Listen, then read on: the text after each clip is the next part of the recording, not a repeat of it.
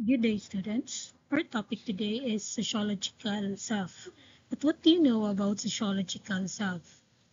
So before we dig deeper about this topic now, let's first define what is sociology. So sociology, by definition, is one of those sciences concerned with studying society, human behavior, and its relationship. So we as humans, we have this unique yet self-concept which has developed over time. So, but why do we have a unique yet complex self-concept? Nga naman, kay tungod, we as humans, we are self-aware, society shapes us, or the people shapes us, we're always changing, and we're all different. So, we as humans class, we are humans development heavily influences by the society or the people nga nakasurround sa tuwa. So meaning nga na class, it only means no that the self is not created out of isolation. So dili lang siya kita lang ang naka-develop sa tuwang kagalingan, but it is shaped by observations of and interactions with others or with other people. Now, we have this activity no last meeting, we have this looking glass self activity. And this looking glass self activity is gikan kay Charlie Horton Cooley. He is an American psychologist and he was born in 1864. Tennessee Cooley class, he established the foundation for comprehending how society shapes individuals and how individuals or yun sa punta nag-shape na to ang society through social interactions and self-perceptions. So kaning idea nga looking glass self-class is a potent metaphor highlighting how people shape their sense or their sense of self through interactions with others and how others perceive them. So kani siya class, kani siya nga kani siyang looking glass self, mo ni siya ang lies the core of Cooley's writing. Mo ni siya ang pinaka main point ni Charlie Horton Cooley. He even claimed that our self-concept is founded on how we believe others see us rather than an introspection or individualistic understanding. So meaning nga na class nga um, kita as a person diba during our activity last meeting we have this messages that we want to share with our classmates. Tungod na nga messages class, we have this thought nga na data. We believe that others see us nga mututa kung sa may ginaingon sa ubang tao kaysa sa atuang own introspection or individualistic understanding. Tingnan pa ni Cooley class, the self-feeling and social feeling must be harmonized since both are two sides of the same phenomenon. So, kaning personal freedom is tied to the relations that comprise society. Meaning nga ni class, harmonizing feeling and social feeling, dili mo siya yung pasabot no nga we're losing or oneself in society sa mga taong nakapaliwat. Dili porket nga mo na nalang giingon sa tuwa, mo na ginatong body all throughout, mo na ginatuon sa tuwang kaugalingon. But it is being responsible of examining the effects of their actions on others. It being like being sensitive or we're being mindful with our actions towards other people. Kay, diba, there are times that we are insensitive with our own actions. Abi natog tama, pero mali di ay para sa ubang tao. So that's why class, it's not about no like atong gi-accept ang opinions of other people towards us. Then ato siyang game body, ato siyang ginahuna, but it doesn't mean that we're losing already our own identity. But rather we're being mindful with our own actions. Kung naman sila maingon nga mali, basi ni nga na yun ta, or naman sila maingon nga tama towards us. So those things that are negative towards us, na ginaingon to other people, we have the opportunity to change our own behavior. And if it is good, then we have to cultivate that actions in order for us to grow in life.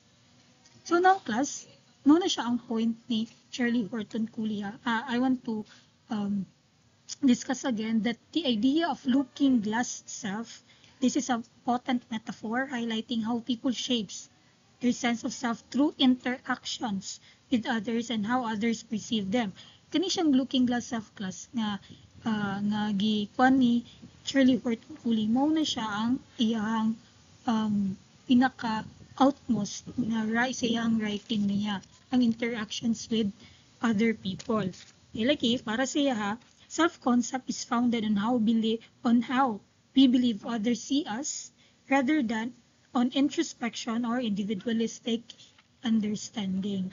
Now, aside kay Charlie Horton Cooley class, napod si before tayo proceed sa another philosopher, I want you to answer this first question. How has society shaped you as a person? So please please write your answers in the comment section below. So that's the first question. Now let's proceed to the next philosopher, si George Herbert Mead. Kini si George Herbert Mead class. Siya kay American philosopher and sociologist. He is regarded as a critical figure in sociology. He is also best known for his breakthrough research on the self and social interaction. So yung theory nga nabuo class kay ang kaning theory of social self. So we have this na siya ginatawag na symbolic interactionism. What do you mean by symbolic interactionism? So yung diri, symbolic interactionism, which investigates how people shape their sense of self via interaction and conversation with others. So meaning, but if we dig deeper about this symbolic interactionism, what do you mean by this? So, kaning SI class, symbolic interactionism, it is a sociological theory that focuses on how individuals create meaning through social interactions. So, something ng social interactions class. Muna siya ang makipag-halubilo with other people, meeting other people, and this emphasizes the importance of symbols, language, and shared understanding in shaping our social world. Now, ito i-explain to ni itong tulok po factors class. Yung dua ka factors, symbols and language. What do you mean by symbols? So, pag mingon tag symbols class, we use different symbols like words, gestures, and objects to communicate and understand each other or to other people. So these symbols hold meaning that we learn and share within our society. Pag mingon tag interaction class, we constantly interact with others, interpreting their actions and responding based on our understanding of symbols nga ila pong ginagamit. So may pasabot ani nilang duha class.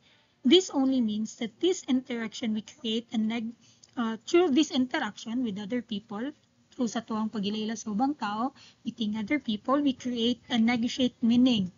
What a symbol represents can change depending on the context and the people involved. Diba, we all have different class mga gestures kung saan mo na ato nakagistan nga paniniwala, mo na ato nakagistan nga belief, tong gestures, tong symbols might be different to other people.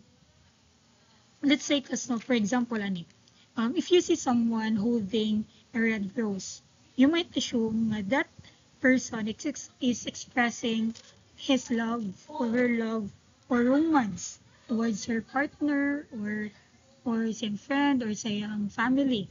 Muna siyang symbol sa ubang class mo nang ilang ibig sabihin pag naitaw makikita silang tao nga nagunit sa rose.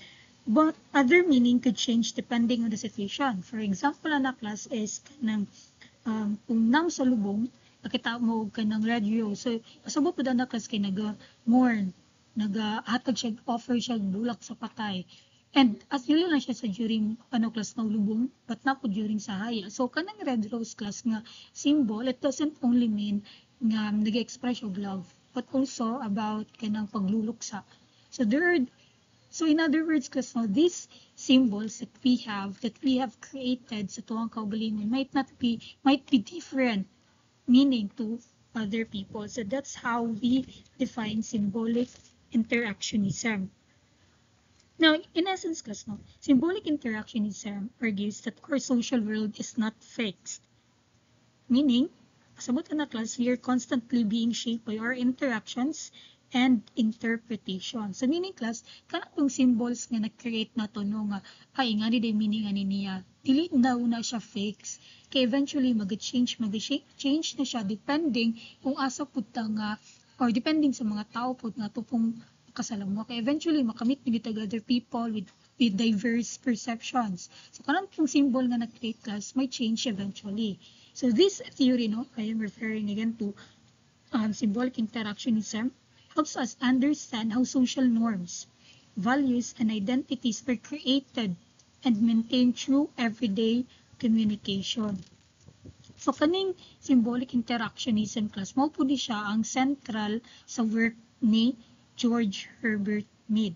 Diba? Kay katong kay Charlie Horton Cooley ang iyaha kay Looking Glass Self. Kay Mead po, morning symbolic interactionism. Now, aside from symbolic interactionism, no, si Mead na po siya ginatawag na theory of social self. What do you mean by theory of social self? Kani siya class is it explores how our interactions with others shape our sense of who we are. So kinsa kita as a person. It suggests that we develop our self-identity through social experiences and the feedback we receive from others, the mga messages, thoughts sa mga tao towards us. So we have this, specifically no, we have this iyahang I and me. So meaning I and me sides, these two sides of the self. In siya, ingon ni George Herbert Mead, he proposed of the theory of the distinguishes between the I and me. These two aspects class work together to create our sense of self. So, but they have distinct characteristics and functions. Pag moingon tag I class, pag moingon tag I, it is the spontaneous self. Kung sa'yo pasabot sa spontaneous. It meaning sa spontaneous class, it describes something that happens without planning. Pinakalit ba? It often in a sudden or impulsive way without any thinking, kalit lang mo na itong actions nga na-create. So that's spontaneous. So example na class, diba pag may funny joke, kalit ito katawag kusog.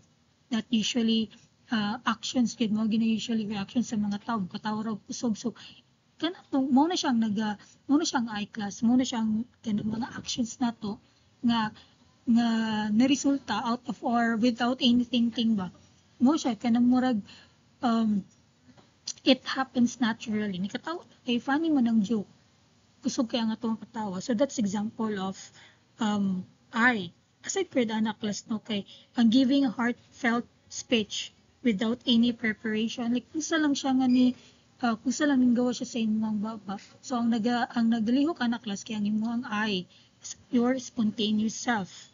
So if we define this no, the I represents a spontaneous, impulsive, and creative side of the self. It is part of us that acts without thinking, that is driven by instinct and desire, and that seeks to express our identity. So ang function aning I class, it is responsible for initiating action and making choices. So kini siya ang source of our unique personality and our ability to break free from social expectations. So example ani class, another example kay imagine you are walking down the street and see a beautiful flower. Diba ang imong impulsive thoughts ana class kay imo yung i-pick up sa tawag na gani kanang waon nimo ang bulak even though kabulo ka nga kananagyo tagi ato nga bulak pero imo siyang gipitas kay lagi ginahan ka magtanaw sa bulak. So that's your impulsive thoughts na nagalihok. So mo na siya ang I. It is your actions nga nabuhat nimo out of natural actions, out of your natural nimo nga instinct. So that's the I. Again, pag mayingon tag I, it is impulsive, spontaneous. So pag mayingon na po tag me class, the me, the second one is the me, the socialized self. So by definition, when we say me, it represents the socialized, self-conscious, and reflective side of the self. It is part of us that has internalized the norms, values, and expectations of society. So may function na niya class. Kaning me, ang function na me is it acts as a social control mechanism. Again, it acts as a social control mechanism mo siya nag-guide sa tuwang behavior and ensuring that we conform to social expectations. So it helps us understand how others perceive us and how our actions might affect them. So example at class kay, diba? Ang example katong pagpitas nimo sa bulak. Katong pag ang ay nimo ang mogaliho ka na class kay mo rin siyang pitas sa og kalit even though kabulo ka nga mali gyud manguha og bulak nga dili ikaw ang tagiya. But pag ang mina class kaning socialized self nang nagaliho, before picking the flower, the me might remind you that it is wrong. Mali gyud ang manguha. Mo paano si muna na class nga dili ni ako so meaning dili gyud dapat na ko ni waon. So ako paon masukog gyud ang tagiyan. So that's how we can get in trouble kung ako gining pairalo na akong impulsive thoughts. So since ang minimum nagaliho ka na class, it is a socialized of mo siyang nagakontrol sa imong actions based sa expectations sa society. So meaning nga na class, dili na gini mo siya waon ang bulak. So unsa may interaction na ning. So that's the me. Now, we will proceed sa unsay interaction ni I and me. So the I and the me in interaction is that kining I and me class are not separate entities, but rather two sides of the same coin. They constantly interact and influence each other. Kining I, mo siyang nag-acts, and the me judges. Kining I class might initiate a spontaneous action, atong without thinking gani, and but the me will evaluate the consequences and guide the I towards appropriate behavior kay siya man ang social control mechanism. So pag atong kung ato siya ikuan kas to kaning I mo ni siya ang again mo ni siya ang spontaneous. Mo ni siya nag-act without thinking. Kaning me mo ni siya nag-judge, mo ni siya ang nag-filter sa tuwang actions, sa tuwang I nga actions. So now class, kung ato siyang i-conclude na no, kaning theory ni Mead of the I and me highlights the complex interplay between our individual impulses and the social world we inhabit. It reminds us no, that our sense of self is not static, but rather a dynamic product of our interactions with others and our ongoing process of self-reflection. So I want you to answer this second question no, in the comment section below. So do you feel like you are a product of your environment? Or do you feel like you've carved your own path? Because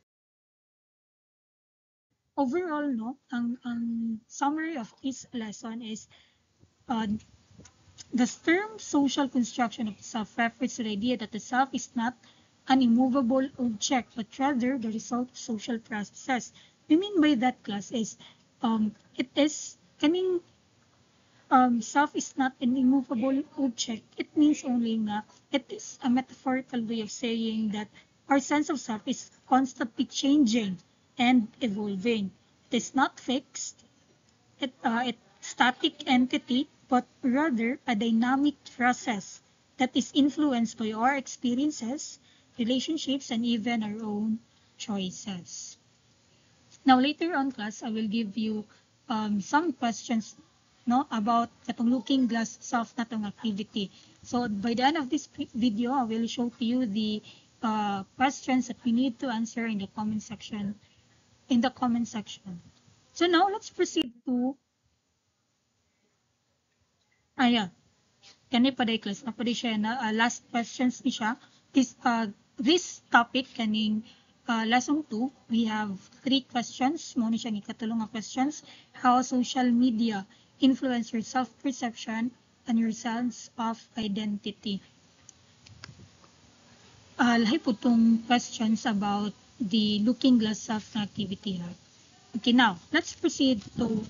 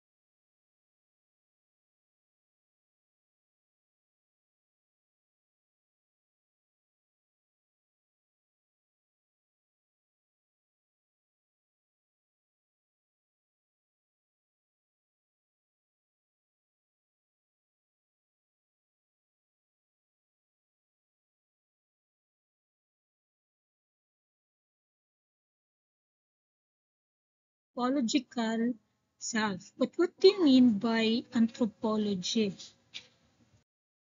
So, if we define anthropology, it is the study of humans, their cultures, societies, and development over time. It looks at how people live, behave, and interact with each other, both in the past and present. Now, let's highlight the word culture. What do you mean by culture? Ingon ni Cristina De Rossi class. He is an anthropologist at Cornell and Southgate College in London. Ingon siya, culture encompasses religion, food, what we wear, how we wear it, our language, marriage, music, what we believe is right or wrong, how we sit at the table, how we greet visitors, and how we behave with loved ones, and a million other things. In other words, class, caning culture broadly refers to everything that people themselves produce. It is a way of life sa mga tao. So, kaning word na culture class, it is derived from the Latin terms culture, colo, colere. It means to cultivate. So, naputay na term dire class. So, I want to add here the word high culture. The word high culture class, it is the term to describe the cultural products and activities of the elite or upper class in a society kanang mga dato. Now, kaning high culture class, it is often considered exclusive. Kay lagi, kaning high culture is exclusive only to the elite, as it is typically associated with specific social group, usually the wealthy and educated. So, may example ni class kanang fine dining, mag-account sa fine dining restaurant that often have high prices, require reservations, making them inaccessible to or kanang mga golf, and many other things class nga only lang nga exclusive ng mga tao ang maka-access ana. So that's the high culture. Again, I will repeat no. I want to add here the term high culture. Since we're talking about culture, it is described the term the cultural products and activities of the elite or the upper class in a society. In other words, katong mga social group that are usually wealthy and educated. Now, we have this, aside by Cristina De Rosani, we also have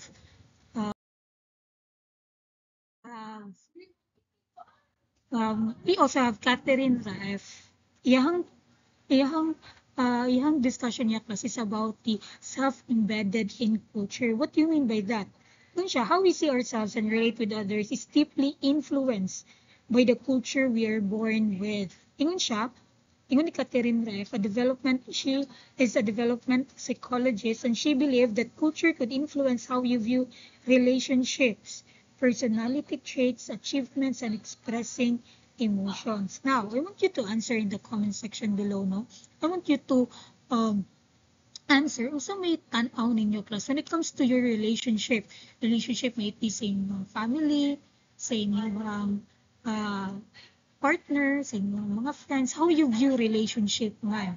Ikaw ba ay sa tao nga ang mapagbigay sa relationship? Ikaw ba ay ka na yung very vocal, or unsa man ka sa isa ka relationship? Dili lang na siya exclusive sa nabuyag ka sa also about your friendship and your family.